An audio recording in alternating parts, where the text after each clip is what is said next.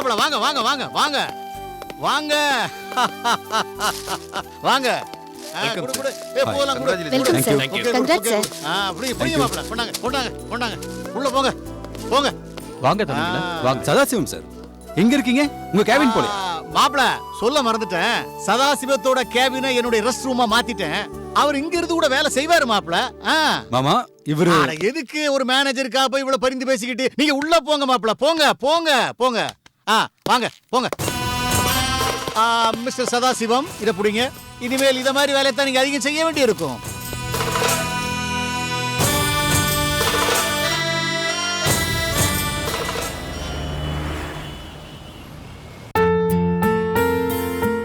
புதுசா ஆரம்பிக்க போற பிசினஸ்க்கு லோன் விஷயமா பேங்க் மேனேஜரை பார்த்து பேச போறீங்க. போற விஷயம் சக்சஸ்ஃபுல்லா அமையணும்பா. All the best. One second. Thank you so much.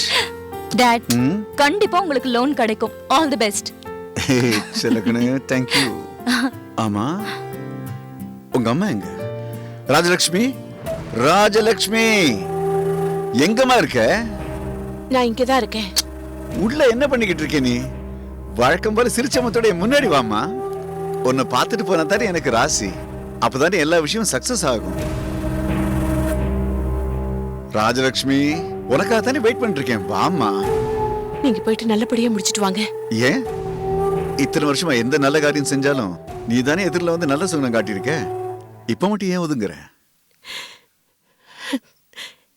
ராசி நல்ல ராசியா இருந்திருந்தா இத்தனை வருஷமா நீங்க சம்பாதிச்சதெல்லாம் போயிருக்குமா?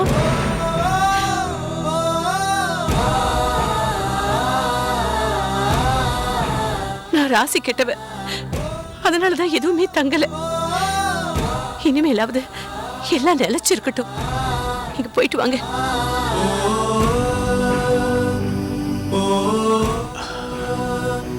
இல்ல, நான் போக மாட்டேன்.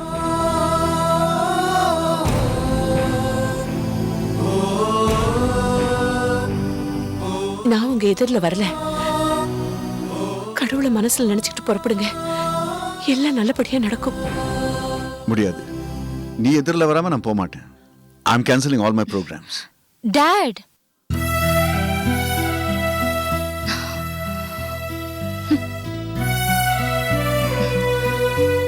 என்னம்மா இது?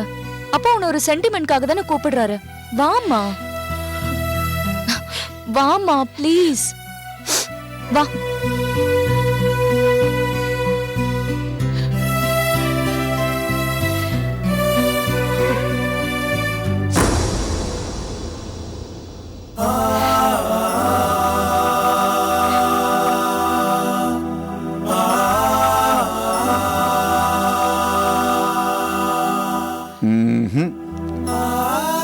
ஏன் ராஜலட்சுமி இந்த மாதிரி வரக்கூடாது? சிரிச்ச முகத்தோட மட்டும்தான் வரணும். ஓகே? மா சிரிமா, சிரி. சிரி.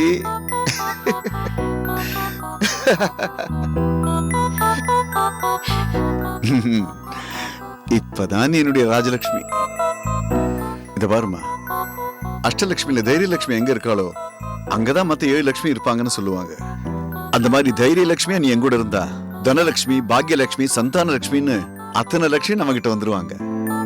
நானும் பழைய மாதிரி பெரிய ஆளாயிடுவேன். உங்க வார்த்தை பலிக்குங்க. நம்பிக்கையோட போயிட்டு வாங்க.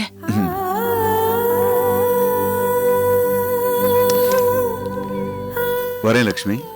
Good luck dot. தேங்க்ஸ் மா.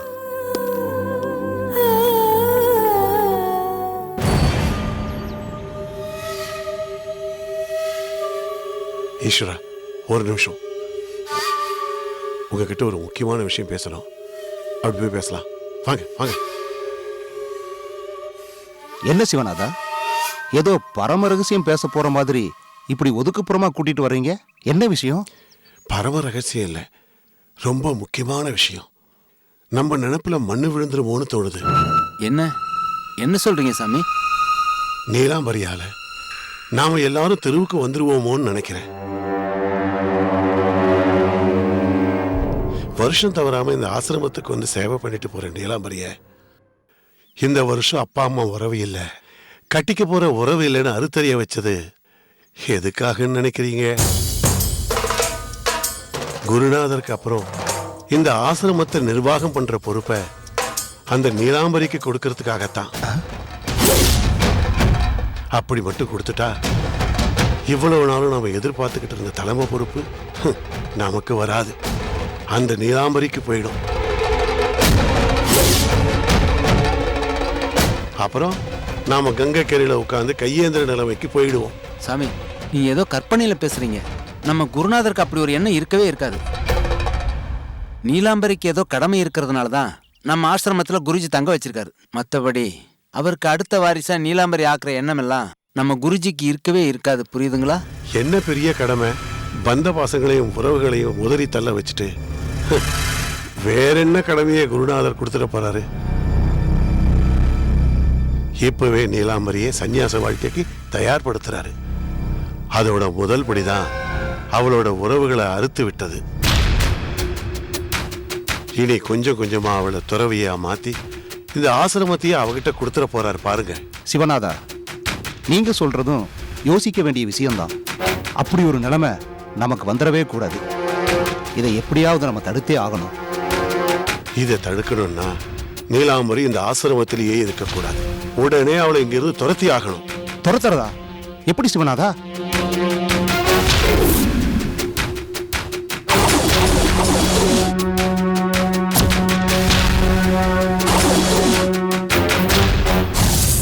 இதை மட்டும் நாம சரியா செஞ்சிட்டோம், நீலாம்பரி இந்த ஆசிரமத்தை விட்டே ஓடிடுவா. சிவநாதா, இது சரியான யோசனை தான். இத கொஞ்சம் கூட தாமதிக்காம செஞ்சு அந்த நீலாம்பரியை ஓட வைப்போம். ஆ, வாங்க. ஆ. Please come in sir. Thank you sir. உட்காருங்க. என்ன சார் சாப்பிட்றீங்க? காஃபி, டீ, கூல் ட்ரிங்க்ஸ் ஏதாவது? பரவாயில்ல சார், ஒன்றும் வேண்டாம். திடீர்னு பேங்க் வந்திருக்கீங்க? எல்லாம் நல்ல விஷயமா தான். சொல்லுங்க சார். புதுசாக ஒரு பிஸ்னஸ் ஆரம்பிக்கலாம்னு இருக்கேன். அதனோட லோன் விஷயமா தான் உங்களை பார்க்க வந்திருக்கேன். சார், எவ்வளவு அமௌண்ட் எதிர்பார்க்குறீங்க? ஆரம்பத்தில் ஒரு 5 கோடி ரூபா தேவைப்படும். பிஸ்னஸ் எஸ்டாப்ளிஷ் ஆன உடனே ஒரு 3 மந்த்ஸ்க்கு அப்புறம் ஒர்க்கிங் கேபிட்டல் 10 crores, 10 கோடி. டோட்டலி 15 crores எதிர்பார்க்குறீங்க. Correct sir. ஓகே, கொடுத்துடலாம், அதில் ஒன்றும் பிரச்சனை இல்லை. அப்புறம் இந்த லோன் அமௌண்ட்டுக்கு ஷூரிட்டியா என்ன கொடுக்க போறீங்க? I mean building, land, property, factories, இந்த மாதிரி ஏதாவது ஷூரிட்டி தர முடியுமா? 15 crores லோன் எதிர்பார்க்குறீங்கன்னா ஆஸ் பர் ரூல் 75% நீங்கள் ஷூரிட்டி கொடுக்கணும் சார்.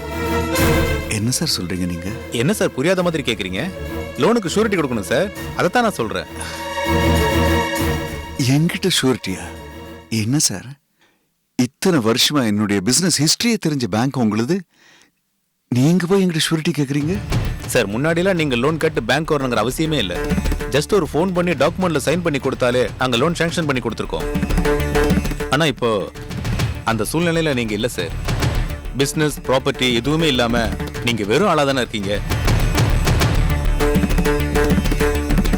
சார், ஒரு புது கஸ்டமர் லோன் அப்ளை பண்ணா அவங்க என்னென்ன டாக்குமெண்ட்ஸ் எல்லாம் தரணுமோ அதெல்லாம் நீங்களும் கொடுத்தாதான் நாங்கள் லோன் சாங்ஷன் பண்ண முடியும். இல்லைன்னா it is not possible sir. என்ன சார் சொல்றீங்க நீங்க? நான் எப்படிப்பட்ட பிசினஸ் மேன், பிசினஸ் என்னெல்லாம் சாதிச்சிருக்கேன்னு எல்லாம் தெரிஞ்ச நீங்களே இப்போ பேங்க் ரூல்ஸ், செக்யூரிட்டி அப்படி இப்படின்னு பேசினா என்ன அர்த்தம் சார்? நான் என்ன உங்ககிட்ட பிசினஸ்ல ஏபிசிடி கத்துக்க இங்க வந்திருக்கேனா? இல்ல நீங்க கொடுத்த லோன் பணத்தை நான் திருப்பி கட்டாம இருப்பேனா? இல்ல பிசினஸ்ல அதை தொலைச்சிருவேனா? சாரி சார், ஆனா தனி மனுஷனா உங்களை பத்தி எனக்கு நல்லாவே தெரியும். பட் பேங்க்கு தெரியாது. அதுக்கு தேவையெல்லாம் ஷூரிட்டி மட்டும்தான் சார். சார், வேணா ஒன்று பண்ணலாம். உங்க அண்ணன் சிவலிங்க சார் வந்து ஒரு ஷூரிட்டி சைன் பண்ணாங்கன்னா உங்களுக்கு லோன் சாங்ஷன் பண்றோம் சார். என்ன சார் யோசனை பண்றீங்க? உங்க அண்ணனை பார்த்து பேசி கூட்டிட்டு வாங்க. அவர் ஒரு கேரண்டி கையெழுத்து போட்டுட்டோம். இமிடியேட்டா உங்களுக்கு லோன் சாங்ஷன் பண்றோம். போதும் சார், ப்ளீஸ் நிறுத்துங்க. இத்தனை வருஷமா லிங்கம் குரூப் ஆஃப் கம்பெனிஸ் இன்டர்நேஷனல் லெவலுக்கு கொண்டு வந்தவன் நான். என்ன நீங்க நம்ப மாட்டீங்க, ஆனா எங்க அண்ணனுடைய கையெழுத்தை நம்புவீங்க இல்ல? நம்பிதான் சார் ஆகணும். ஏன்னா லிங்கம் குரூப் ஆஃப் கம்பெனி இப்போ உங்களோடது இல்லையே, உங்க அண்ணன் கிட்ட தானே இருக்கு.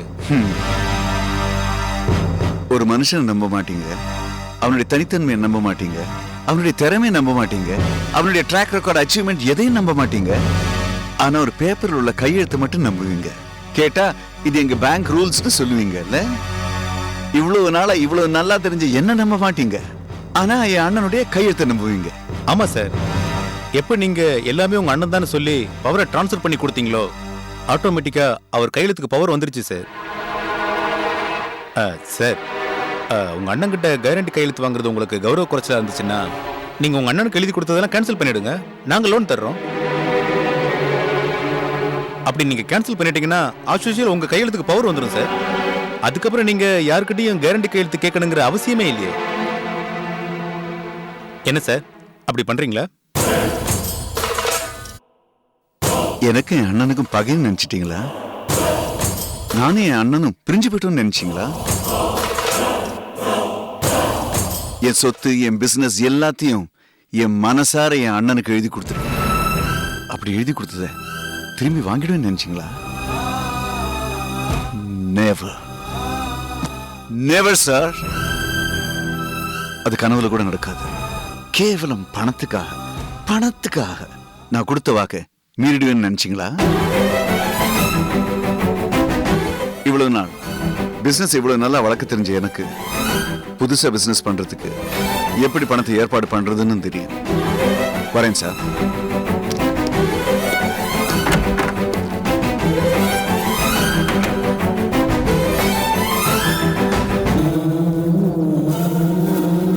நீ இங்கேயே இரு, நாங்க போய் பேசுறோம்.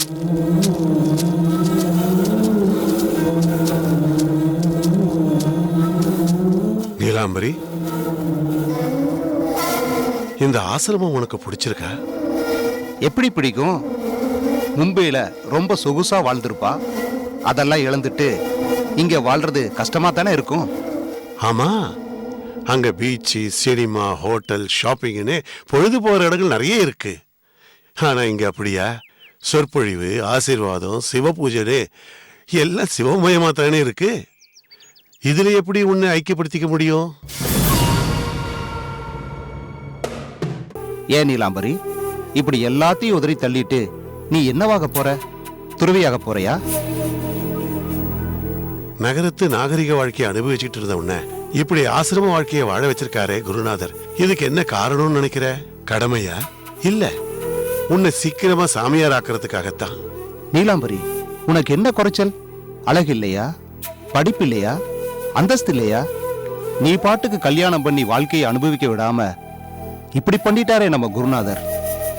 எவ்வளவு எதிர்பார்ப்போட இந்த ஆசிரமத்துக்கு வந்து நீலாம்பரி, மனசுக்கு பிடிச்ச கைலாச கட்டிக்க நம்ம குருஜி சம்மதிப்பாருன்னு ஆசையோட இருந்த உன்னை இப்படி ஆக்கிட்டாரே. இனியும் நீ இந்த ஆசிரமத்தில் இருக்கணுமா? சுதந்திரமா இருந்த உன்னை, ஆசை கனவுகளோட இருந்த உன்னை கொஞ்சம் கூட புரிஞ்சுக்காம நம்ம குருநாதர் இறைவனோட விளையாட்டுங்கிற பேர்ல உன்னை இப்படி ஆக்கிட்டாரே. வேண்டாம் நீலாம்பரி, இந்த வாழ்க்கை உனக்கு வேண்டாம். உடனே நீ மும்பைக்கு கிளம்பி போயிடு. ஆமா நீலாம்பரி, நீ உறவுகளோட சந்தோஷமா வாழ வேண்டியவன். உனக்கு இந்த சந்நியாச வாழ்க்கை ஒத்து வராது.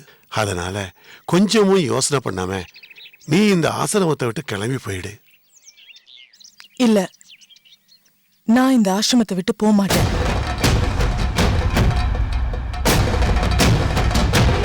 என் மேல இருக்கிற நல்ல எண்ணத்துல நீங்க இப்படி சொல்றீங்கன்னு நினைக்கிறேன். இருந்தாலும் நான் இங்க இருக்கணுங்கிறது இறைவனோட சித்தமா இருக்கிறப்ப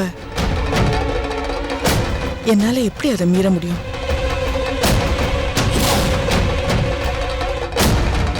எனக்கான கடமைகள் என்னன்னு குருநாதர் சொல்ற வரைக்கும் நான் இங்கேருந்து எங்கேயும் போக மாட்டேன்.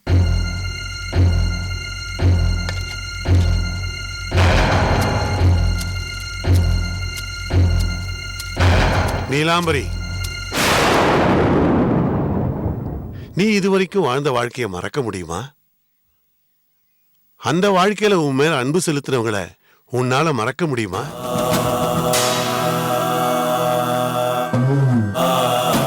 நிதானமா எல்லாத்தையும் யோசிச்சு பார்த்து இந்த ஆசிரமத்தை விட்டு போயிடு. அதுதான் உனக்கு நல்லது.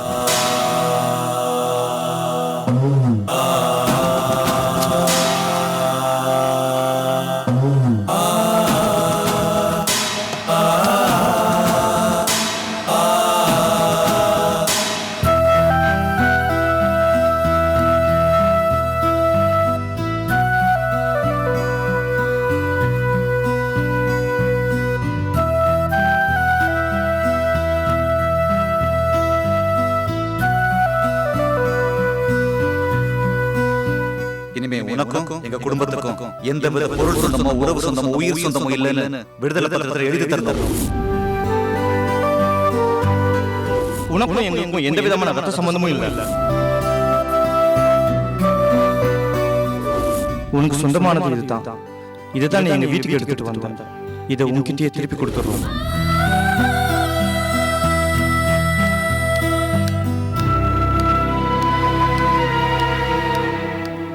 பிரதீப், ரோஹித், வாங்க சாப்பிடலாம். என்னாச்சுடா உங்களுக்கு? காலையில இருந்து எதுவும் சாப்பிடாம இருக்கீங்களா? ஏன்? உங்களால அப்பாவும் அம்மாவும் எவ்வளவு ஃபீல் பண்றாங்க தெரியுமா? ஃபீல் பண்ணட்டும். அப்பாவுடைய மனசு எவ்வளவு வேதனை இருக்குன்னு அவங்களுக்கு புரியுதான்னு பாப்போம். அப்படி என்னடா வேதனை உங்களுக்கு? இது வேதனை மட்டும் இல்ல, வலி. அந்த வலி அவங்களும் கொஞ்சம் உணரட்டும். டேய், என்னடா இது? இது என்ன புது பழக்கம்? அவங்கள இப்படி ஃபீல் பண்ண வச்சு பாக்குறீங்க? இதெல்லாம் வேண்டாம். மனசுல என்ன இருந்தாலும் அதெல்லாம் மூட்டை கட்டி வச்சுட்டு என்னோட சாப்பிட வாங்க. ஒரு நிமிஷம் நீலாம்பரி, அப்பா எவ்வளவு பெரிய தப்பு பண்ணிருக்கா தெரியுமா? உன்னை விட்டுட்டு எங்க 2 பேர் பேர்லயும் புதுசா பிசினஸ் ஆரம்பிச்சிருக்காரு. ஆமாண்டா, இது எனக்கு ஏற்கனவே தெரியுமே. Congrats, congrats. இது சந்தோஷப்பட வேண்டிய விஷயம் தானே? இதுக்கு போய் ஏன் கோச்சிட்டு இருக்கீங்க?